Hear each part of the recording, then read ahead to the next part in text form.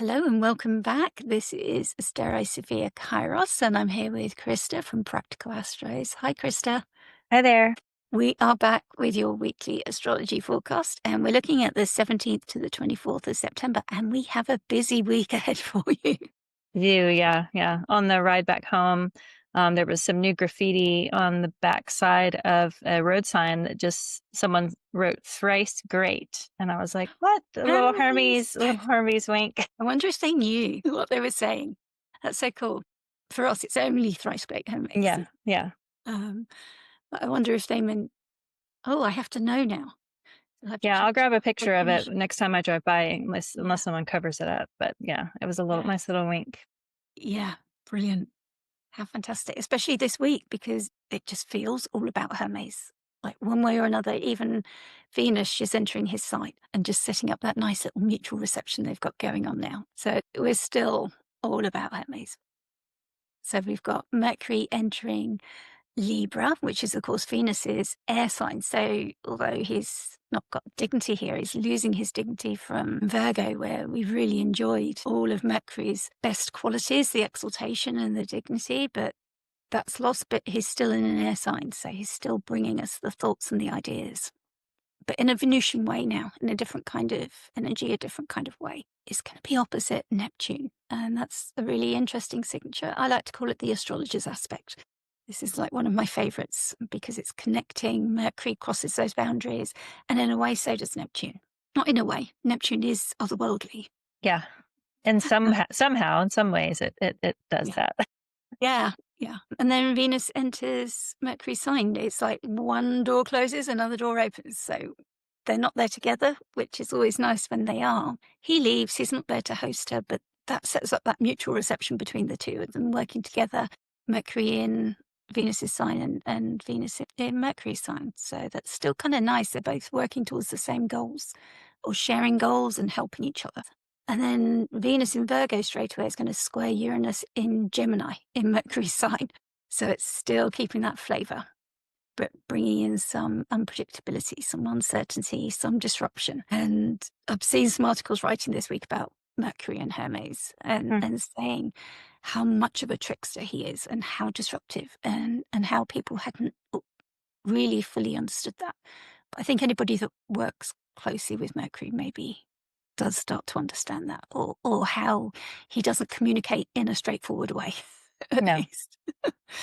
That's certainly very clear if you start to work with him.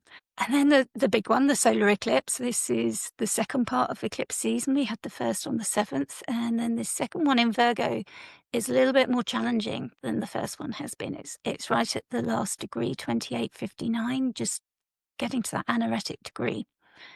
And the sun in Virgo is going to be opposite Saturn in Pisces.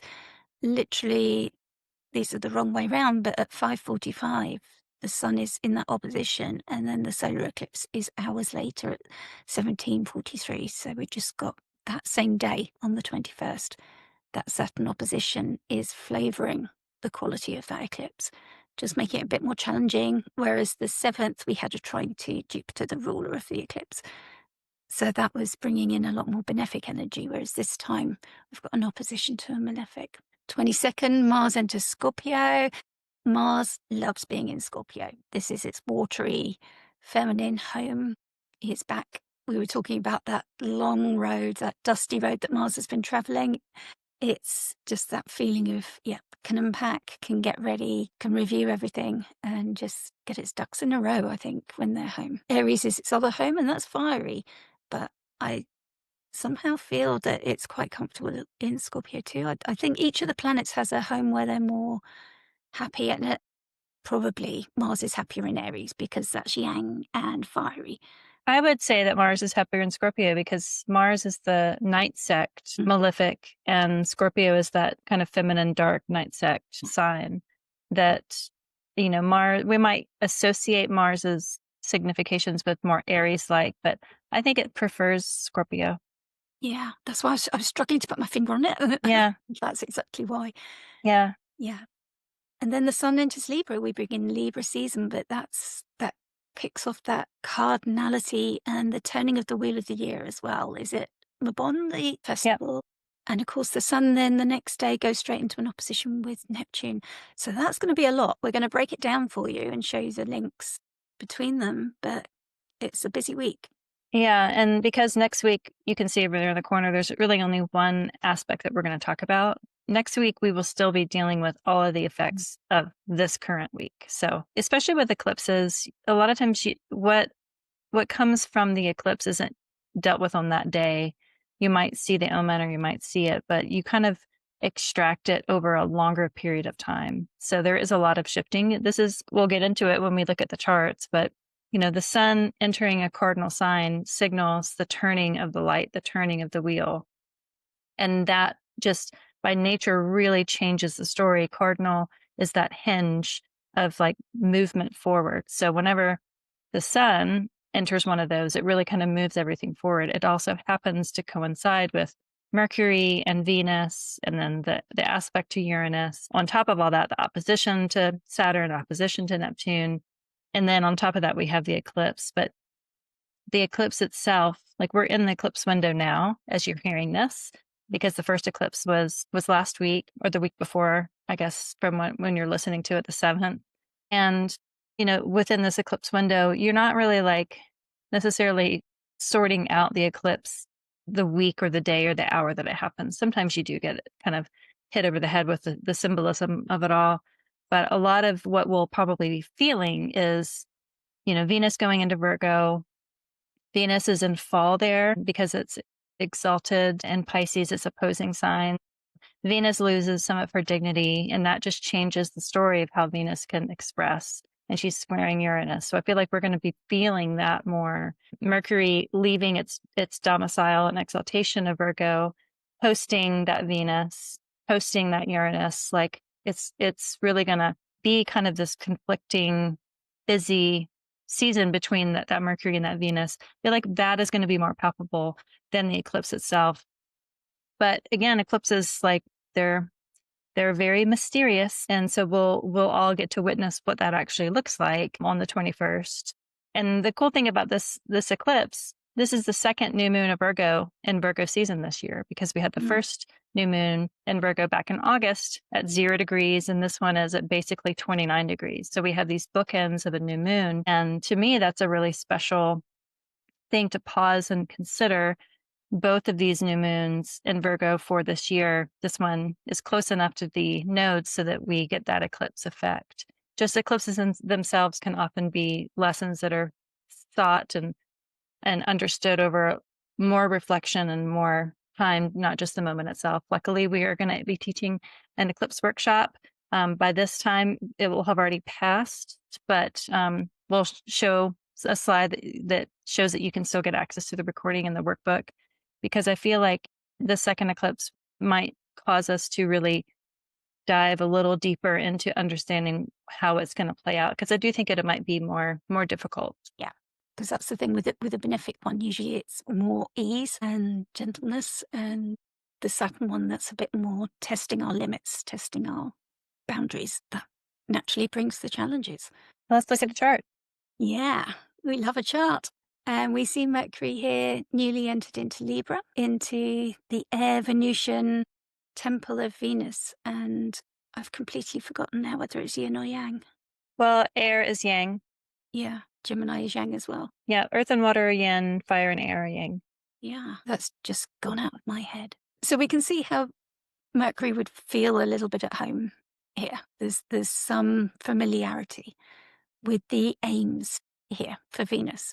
And then, as Krista said, Venus is in full here in Virgo because it's opposite. Why am I blanking? No, it's opposite her exaltation of Pisces. So she exalts in Pisces. So imagine like when something is exalted, it's like on a throne. And then when it falls off the pedestal that it's been put on, it's fallen. So she exalts in Pisces. So she's fallen in Virgo. Thank you. Brain farts. But it seems nice that she's there with the moon, just easing her through that doorway. Yeah, and that's where the moon was earlier at that first new moon in Virgo, was that at that early degree. So it's nice that it's ushering her in again this second time around. It's been a month since moon has been in this position. And so the fact that he's bringing Venus along with it is pretty sweet. And that's what sets up this mutual reception. So we've got Venus in Mercury sign, Mercury in Venus's sign. So that's what we talk about when we say a mutual reception. And that's kind of like a holding hands across the signs, like they've got no sight of each other. So Mercury theoretically can't help Venus, and likewise. But the mutual reception of being in each other's signs is an indication of these shared goals and shared missions, and this want to help each other, this mutual aims. When you're working towards a shared goal with somebody, it's kind of like you're working on the same project together, but you're not maybe meeting in the same place. Yeah, there's also a little bit of contra indicia here too. If we look at the equinox point, so where the end of Virgo meets the beginning of Libra, similarly at the end of Pisces when it meets the beginning of Aries, there is contra indicia. So there's this like secret opposition, and just has to do with the quality of light, because this is where the light begins to change. At the equinox points, we have like shared light. So like the day before the summer solstice and the day after the summer solstice, they share light. So there's kind of like a mutual even playing field. But with the contra indicia, there's a little bit of one is kind of on top of the other, so to speak. And so there is contra indicia as soon as Venus moves into those early degrees of Virgo to that very late degree Mars and Libra. And it won't happen for very long. I think it just will be kind of a tense transition of Venus going into Virgo. It was, Venus has had a lot of difficulty as she's been traveling through. When she first entered into Leo, she immediately opposed Pluto. She's had a square to Mars. Like Venus kind of gets beat up a little bit during this summer, and I think that there will be some Venusian lessons of wound and healing that come through with her being in that fallen place. Because the good thing about a fallen planet is that it becomes resourceful with the situation that it has, but it can represent just a little bit more scrappiness. And that contra indicia with Mars, until Mars goes into Scorpio pretty soon, this week, there will be like this, just like this grit, this tension that is happening between them, that I just, I feel like that's what we're going to feel, and maybe attribute to the eclipse. But the aspect itself, if the eclipse wasn't happening, these would still be happening, right? So this Venus in fall, and then Mars almost at the anaretic degree in its place of exile before it goes home, isn't necessarily a happy character to be in that contention with the contra indicia. Luckily, it doesn't last for very long because both of them are moving fairly swiftly. Yeah, but that'll be baked into the eclipse, won't it? And she's squaring Uranus too, right? We're going to talk about that. Yeah. I mean, it's a whole lot of weight for Venus to carry. I mean, she's usually quite lighthearted. We think of her as just bringing connection. But when she's dealing with those heavier issues, those things, Uranus bringing in that disruption. But it can also, I like it for bringing in new awakenings. And here in Virgo, when Krista's talking about that planet in fall and having to work a bit differently, that really chimes with the Uranus significations of, okay, we're going to do this. It's about acting differently, about acting out of the norm, like the outsider as well, the awakener, the disruptor, the rebellious nature. And that's kind of Venus in Virgo as well. It's like, this is not a trad wife. This is not that kind of thing. This is somebody who's going to make up her own rules and make those connections in her own kind of way. But it's not going to be what conventional society expects, and especially making that connection with Uranus as well. Yeah, what it reminds me of is like if you've ever gone camping for more than a couple of days at a time, at a certain point, you can't really care that your clothes are ash on them and you haven't put makeup on, you haven't really been able to do your hair, you've got dirt under your fingernails, and you're kind of tired because you're sleeping on the ground and you're waking and falling with the sun, and your antenna is up because you hear animals at night. It's like all these things. But after a couple of days, you get into this kind of natural order rhythm of life. And then it's like it becomes a different layer of beauty. And if you're camping with other people, they also start to reveal themselves to be this like really gritty, humble, like kind of laughable, because everyone is kind of, all their facade and their glamour has fallen away. Like they're just like their earthy selves, and like that sort of humble and true beauty. That's kind of how I imagine Venus and Virgo.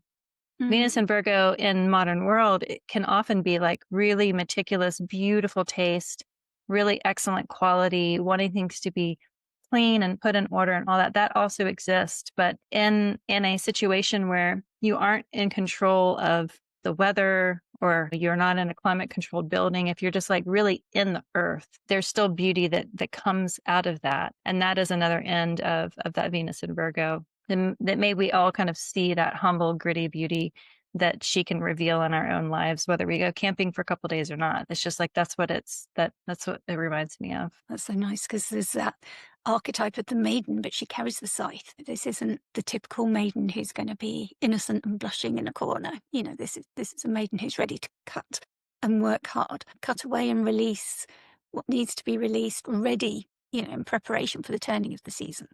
It is kind of a release, and it's kind of a rite of passage, I suppose, from maidenhood as well into adulthood. And that square from Uranus really does push it along pretty quickly. I think that will be pretty loud because they're both in Mercury's temples, one in Virgo, one in Gemini. And then that push, that speed of a square between those two mercurial planets now. Yeah, I think it'll just be amplified. That swift change is happening as the sun's light is also beginning to change. I was thinking your analogy of the camping with the dropping away of the glamour, and you've got the South Node there as well. It's like, okay, Yeah. release those sort of temporary, you know, you can put your makeup on, but it comes off at night. It smears if it's left on too long. Mm-hmm. It's very artificial, but where's the beauty underneath? Where's the inner glow? Yeah. And letting that come out and shine. There's also the glory of coming home and like taking like a really long bath after that and finding the satisfaction of like scrubbing the grit. I bought this thing off Instagram, but it's this deep exfoliating glove that comes from some Canadian company that sells like sea moss sponges. Anyway, it's a deep exfoliation and you only use it like once a week, but it's amazing at how much like just stuff we hold on to. I got it when the South Node went into Virgo, and I was like, this is so symbolic of just like ritually cleaning and scrubbing all of this old dead part of my body, myself, and just watching it, you know, go down the drain. Yeah, Very satisfying. Therapist, and before we did fake tans, we had to exfoliate the skin, and you could always tell who exfoliated regularly and who didn't from the color of the water. You know, Yeah. you could see, you know, whether there was a build-up of those dead skin cells and work it was to do it. I just remember sort of those difference of shades. Yeah, or even dry brushing. You know, dry brushing, you can get those bristly brushes and you kind of very lightly brush your skin towards your heart, you know, and that stimulates the lymphatic system, and the lymphatic system helps drain all the stuff that we need to kind of purge through the body to keep us healthy, to keep us flowing, to keep us from getting sick. And so maybe this is a sign if you've never had a dry brush before. You can also just use the tips of your fingers or your fingernails, but dry brushing is excellent just to stimulate that natural detoxification system in our body, to stimulate lymph flow and to let go, and it be that kind of that sort of health beauty routine while Venus is in Virgo. You know, I've got my little Icelandic spirulina that I've been drinking, just going back to the gym, doing yoga, you know, doing the exfoliation, trying to get better sleep, all those things. When Venus goes into Virgo, that is something that we can redirect and become a little bit more dutiful about. That I think when Venus is in Leo, it expresses differently. But when it goes into Virgo, it can be centered more of just like really tending and taking care in a real true, honest way of what is healthy for our bodies. So focused on Venus, we've totally surpassed Mercury opposite Neptune. Did we cover that? We mentioned it. I mean, you know, Venus and Virgo squaring Uranus. You know, I feel like we'll see it clearer because you know things with Neptune are just really like they're hard to spot. Mercury opposite Neptune, like I would look just for my own practice, the dreams that lead up to that day and the days after.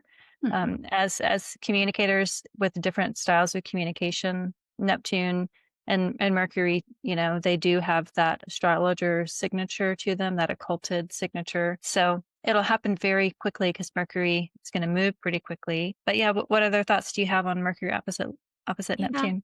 I'm just wondering if it's going to help us with the eclipses. I mean, Mercury isn't visible yet, not until the 24th. So we might not be able to tap into it fully, but it can help us like perceive patterns and connection, and in our search for higher meaning, that kind of work that we do in astrology, finding those connections and patterns and cycles. But I always talk about that chthonic nature of the ocean. It always fascinates me that the billionaires are so stuck on searching the sky, and obviously our job is searching the sky, but there's so much on our planet in the ocean that's unknown. All these creatures that maybe are still undiscovered, and the depths that we can't plumb. And it just reminds me of the Saturn ingress to Pisces and That turned and the vessel. there was a submarine that imploded, and then there was the orcas attacking the Orcas, yachts. yeah. So why is Yeah. all of this happening? Let's get some answers to this and what's happening on our planets and in our oceans. So I hope maybe it'll be a prompt for some investment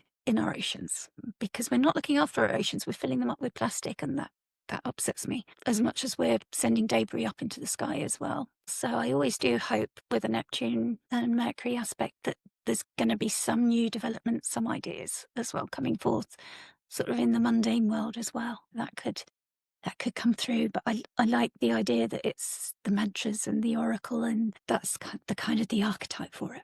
Okay, so we got another busy page for the second half of the week. So yeah, really just lean into this week. While there's so much going on, it's hard to pull these strings apart of each individual transit, really, when there's so much of this going on. So yeah, just relax, let it all happen, and just notice and observe, I think. Especially when it's mutable. We've still got so much Mercury going on. I think Mars's shift brings the fixed signs in. I think the fixed signs have kind of been able to duck their heads and go under the beams a bit for the moment, but Mars's movement is going to bring it in. And then Libra season is cardinal. So it's kind of like, okay, in the second half of this week, everybody's got something going on and something happening. Just in time for the eclipse. Yes. Yeah, so Mercury opposing Neptune happens pretty much simultaneously when the sun opposes Saturn. And that's happening. The sun opposite Saturn is what's happening just the morning of the eclipse day. So on that Sunday, the sun in Virgo and Mercury's temple is going to oppose retrograde Saturn that has retrograded back into Pisces. It will be there until the spring next year when it moves back into Aries for its duration until it goes into Taurus. So we have this is the last time that the sun will oppose Saturn from Virgo here this time around. And it feels like the sun opposite Saturn on the day of the eclipse. I'm just thinking of them together. I'm thinking of them basically, that's baked into the solar eclipse chart, is that opposition to it. It will have just passed it slightly, but it's close enough. And the opposition is the aspect it's associated with Saturn. It's considered the strongest aspect because the conjunction isn't necessarily a sighted aspect. It's a blending of the energies. So pretty loud for Saturn to oppose the sun the day it's eclipse. It's almost like, the sun and the moon are getting married, and there's this one character is like, but I have to talk to you first about something very, very serious. Luckily, Saturn isn't Jupiter's temple, Pisces, and Jupiter is in a really great spot. Jupiter is at 21 degrees in Cancer, exalted. It's applying to a trine, right, to that Saturn. So at least there's that. It's much better than when Jupiter was in Gemini. It's just in a much more supportive position. Venus, the other ruler of Pisces, where Saturn is fallen over here in Virgo. So she's not in as much help. She's opposite by whole sign, but pretty far away. 2 degrees Venus opposing a 28-degree Saturn. It's just opposite by whole sign. So just the themes of the Virgo Pisces axis are in opposition to each other, but it's really the sun and the moon that are involved in this. The moon, not so much on the exact opposition when the sun is, but that whole day, both of them are going to be involved. And then you've got the nodes. That's why we have the eclipses, because the sun and the moon are close enough when they're at that full or new moon location, they're being eclipsed because they're crossing over that point. So it really is about the eclipse this whole week, even though there's plenty of other things going on. I'm excited to talk about Mars and Scorpio.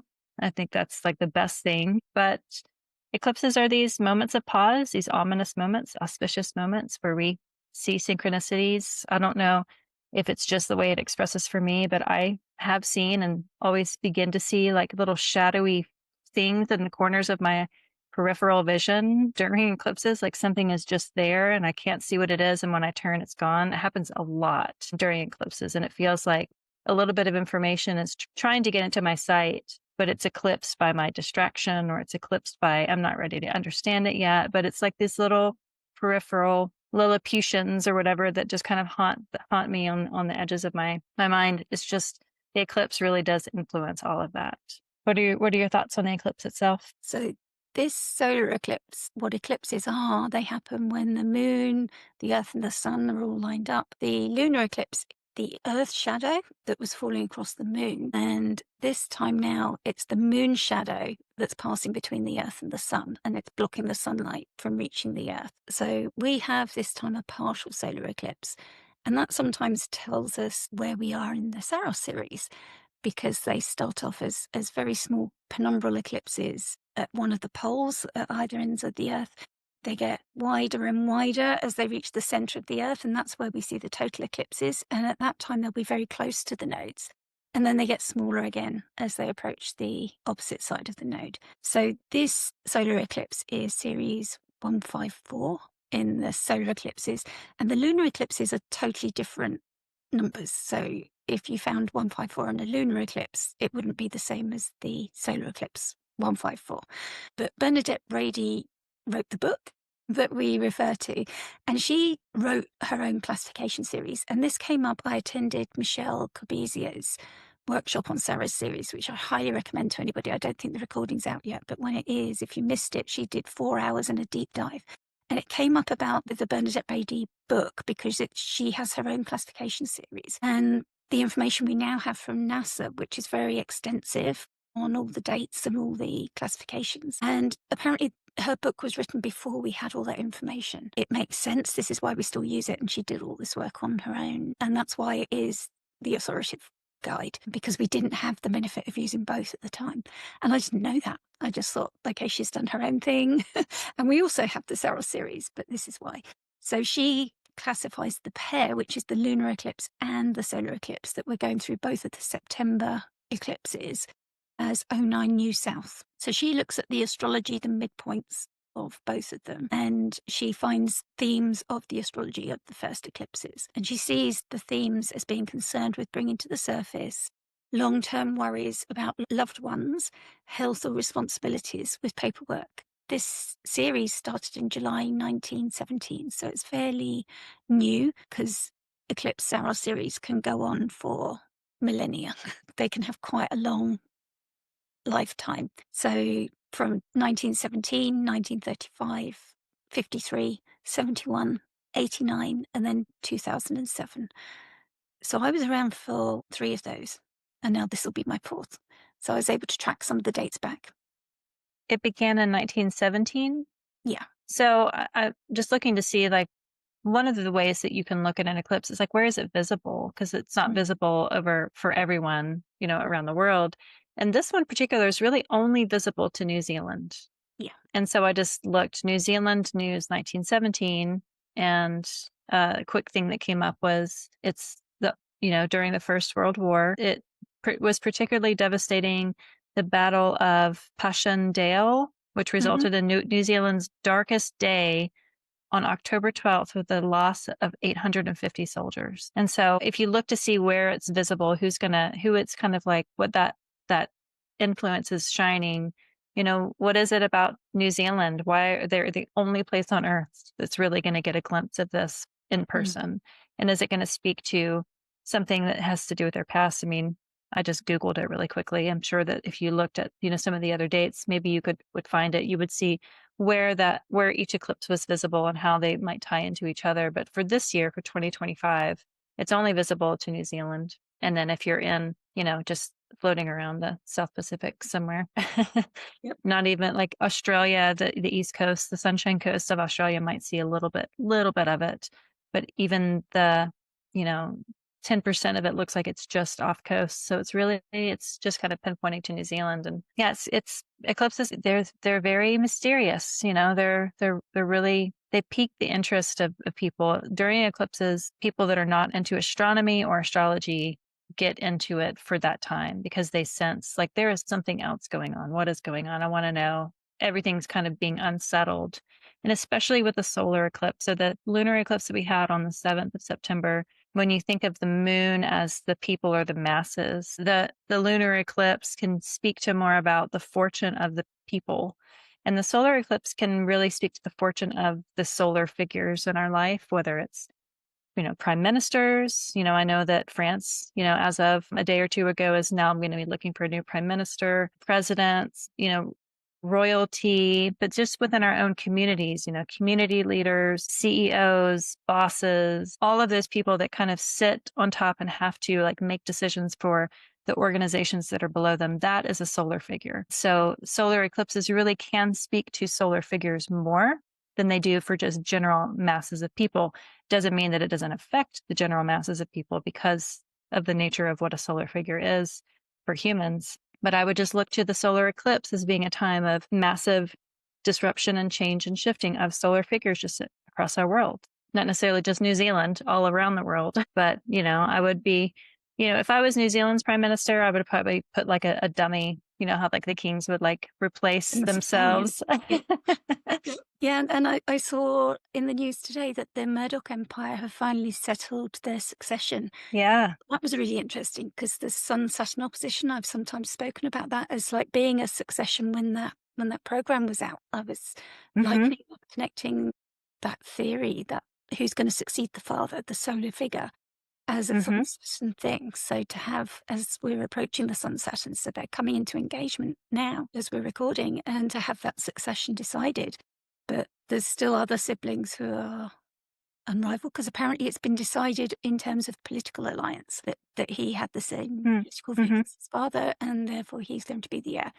But rather than on any other merit or any other decision. Yeah, we should say that we're recording this on Tuesday, September 9th. So the sun is at 17 degrees, 15 minutes Virgo, and Saturn is at 29 degrees, 23 minutes Pisces. So they're 12-ish degrees apart from each other. With these two especially, with an outer planet, you usually don't pay attention until it's a little closer. The sun, the sun moves a degree a day. Saturn is slow, so it's like the sun is within sight. It's like if the sun is at one corner on a block, and you see Saturn like two corners ahead, you can start to kind of gauge, okay, well, what are they wearing? Do they have a weapon? Are they paying attention? Do they have headphones on? You can kind of get a little clearer view when you're 12 degrees away every single day as we get closer to this actual opposition on the eclipse day. That is definitely going to be an increase of the story. But yeah, when I saw that news come in, I was like, that does feel very Sun Saturn. So we've talked about the sun in Virgo opposing Saturn and Pisces. We've talked about the solar eclipse. And then the thing that happens the next morning after the solar eclipse is that Mars will leave Libra and go home into Scorpio, finally injecting some domicile blood into the fixed axis. And as a Scorpio rising, I am welcoming Mars home, hopefully so that there's no injury to the self, but only just empowerment to the ideas. What kind of water do you see Scorpion waters?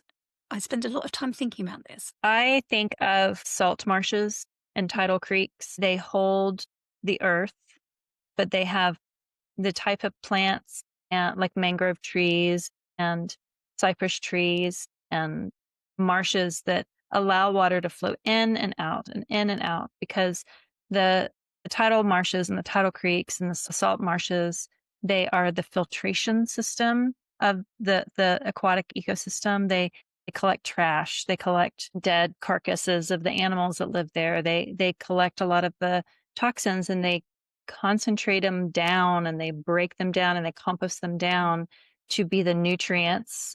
It's so chthonic. It's so like Scorpio, to be the nutrients, like the dead bodies become the nutrients for the new life.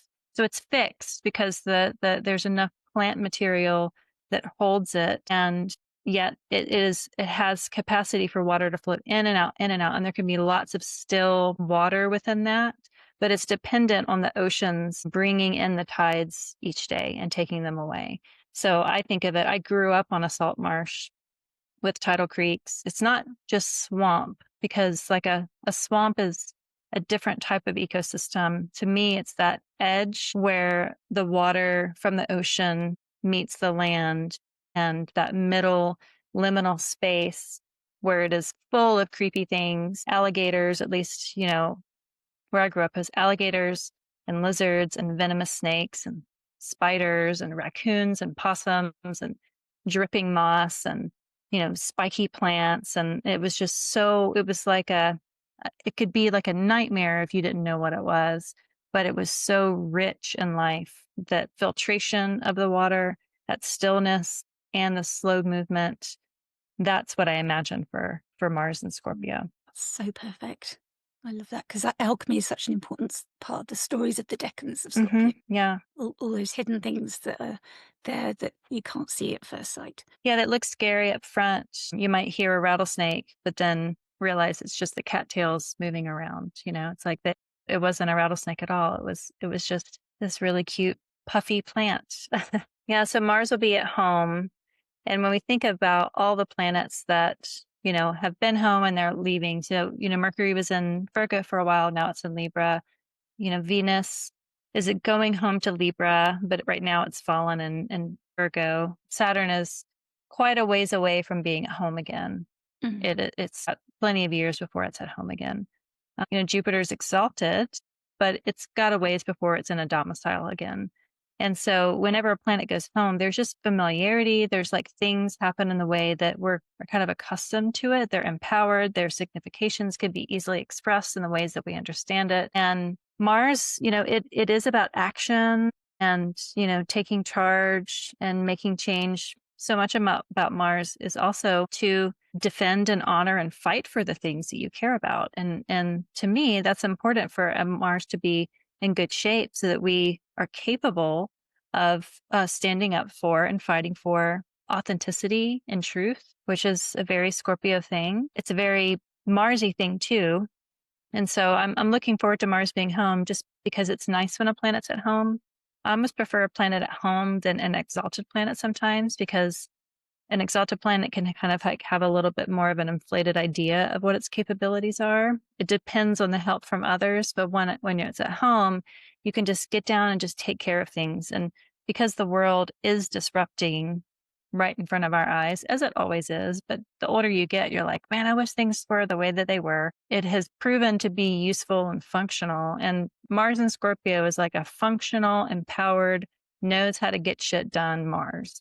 And I'm looking forward to that because I'm Scorpio rising. Mars rules my ascendant. And I just like to be able to function and get things done in a way that I don't have to ask help from other people to get it done. I just want to, make it happen. And so for that, I'm happy for Mars to be there. Yeah. Yeah, same as somebody approaching their Mars return. Same reasons, just being able to do things myself. Yeah, I was thinking when you were saying about the exaltations there, I know Austin Coppock talks about exaggeration with exaltations, that it can be that overblown nature. And yet the domicile planet has those duties and responsibilities that keeps it humble and occupied. Whereas an exaltation planet can get bored and cause trouble. Yeah. And make demands and have expectations, unrealistic expectations, maybe. Yeah, I have a Taurus moon. I know all about that. But that morning that Mars goes into Scorpio, I think it's funny that then almost 12 hours later, the sun goes into Libra. So it's like that same day, like there's this quick shift. And as soon as the sun goes into Libra, it's going to oppose that Neptune that's over there still in Aries. Even though it's retrograde, it's going to be a little bit more time before it retrogrades back. Again, this cardinal equinox season, when all of these planets, all these quicker planets change signs, we get these new aspects because the sun going into Libra trines Uranus immediately. It trines Pluto immediately. So yes, it's opposing Neptune, but it also is plugging into that air power grid of Neptune and Pluto, Uranus and Pluto that are in air signs. So it also kind of gets to connect with that wind energies of those air planets.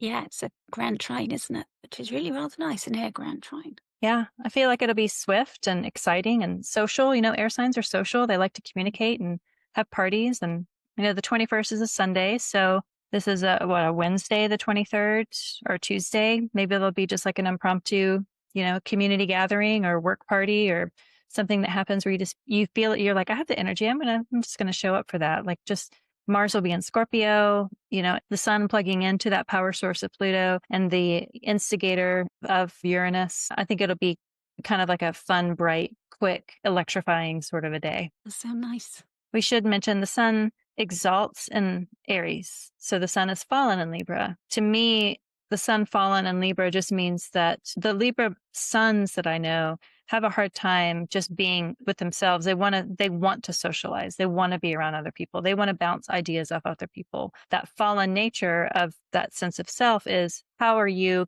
with other people? It's like the identity is kind of tied into that. And so even more reason where I feel like the invitation to be social and to share fate and share time might be even more amplified when the sun is in Libra, connected immediately to those two outers. But all of Libra season, it's that nature of the sun being exalted in the opposite sign of Aries.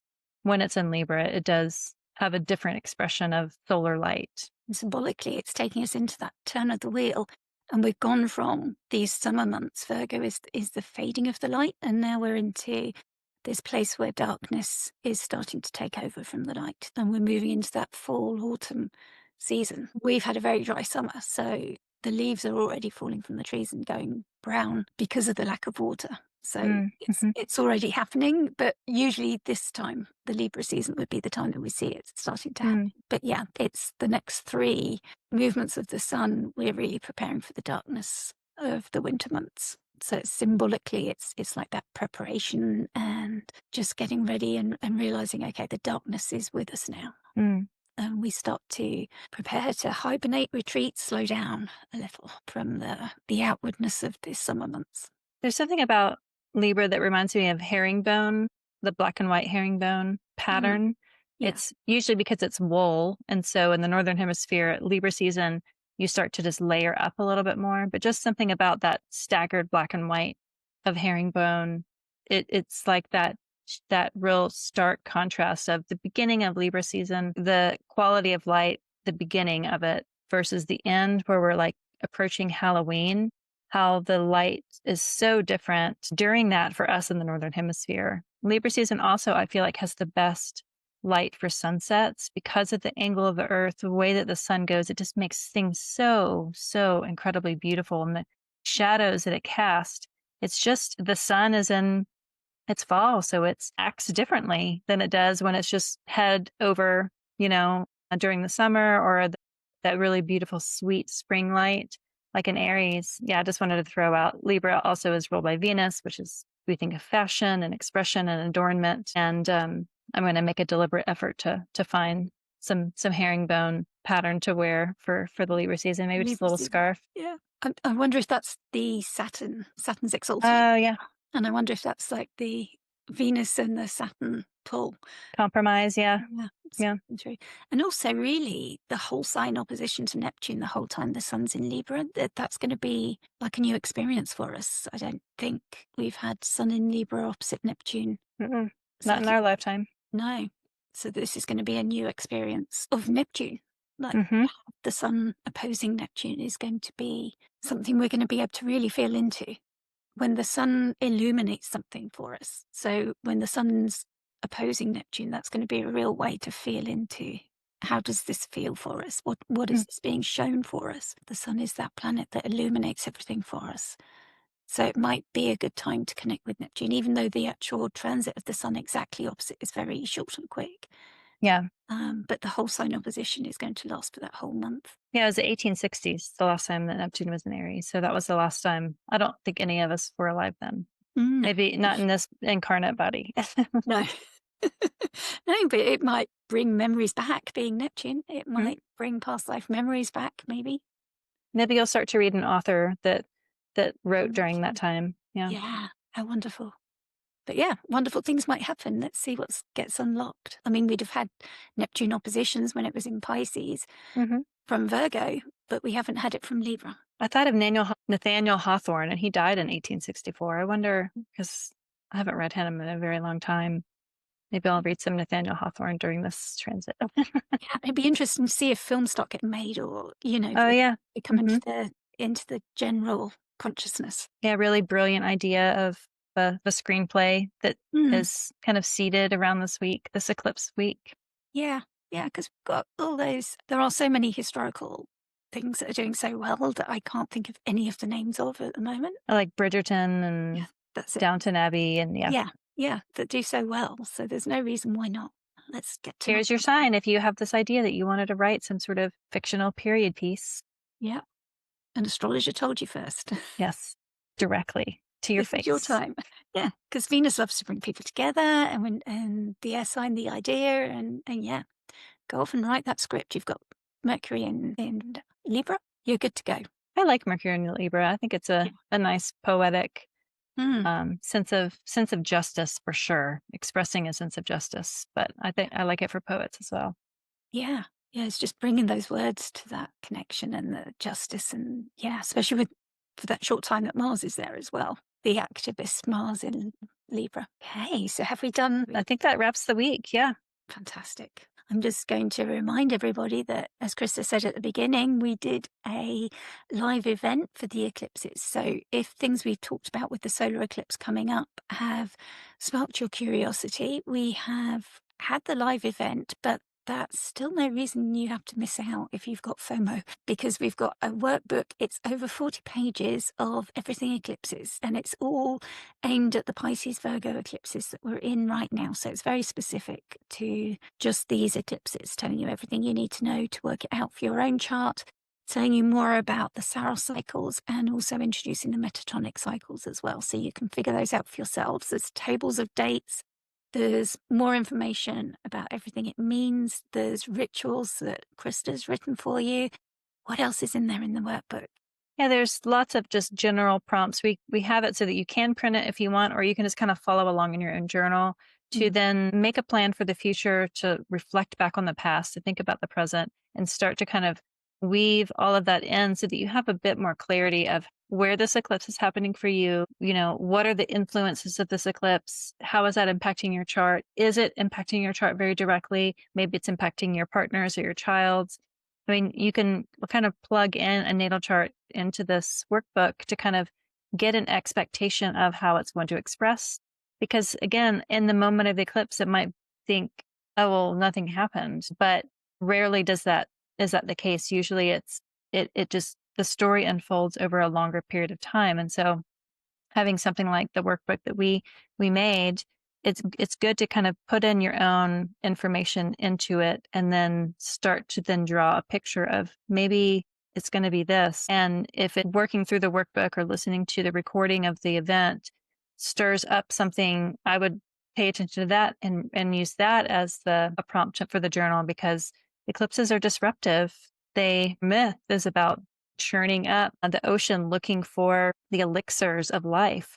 And so that's what the workshop and the workbook are, is like churning it up to see like what's floating to the surface. What is your concern? What is your worry? What is your hope? What are you wanting to realize? What are you wanting to let go? What story are you tired of telling yourself or tired of living through? How do you want to redirect it? All of that, all of it's going to get disrupted anyway. And having something to help guide you to take the reins where you can and have a bit more clarity of how to go forward involves having the clarity of what happened in the past and what's happening right now, so that you can kind of just be empowered and make the changes that you want to see. You know, we get chances all the time to change our lives, to kind of level up. And I think that eclipses are a great excuses to kind of sit and see and get a lay of the land before you go back out into the world with whatever changes that you want to make. So if that interests you at all, it's definitely worth the cost. It's very affordable. I think it's like $22. And you have the recording, and then you have your own insights for life if you use it. And we're going to do it again for the final eclipse that's happening in the spring. And this will be the third of this series. So you can have access if you want. You can purchase the workbook for all three, or you can get the recordings for all three once we get through them all. But just as an excuse or a practice to really use these times to use astrology for self empowerment, for self compassion, for direction of life, for all of the things that we like to use astrology for. I think eclipses are just really powerful moments to make the choice to make those changes. Absolutely. So yeah, Don't miss out, and just check out our Asteri Sofia Kairos shop, which is on Ko-fi. Yeah, we'll put a link in the show notes for this so that'll be easy click. I encourage you to do it. I mean, there's a reason why we made this. We're doing this for ourselves anyway. Yeah. And that's usually a good sign. If an astrologer makes something for themselves and then wants to share it, they put some thought into it. That's right. Yeah, we're all learning as we're doing it. And we'll be back with you next week, a much more quieter week where you can put the brakes on and just reflect a little bit. Thank you, Krista from Practical Astros, and I'm Sonia from Celestia Astrology. If you've enjoyed this, please remember to like, subscribe, comment. It really helps us as a small channel. Thank you. Bye-bye. Bye.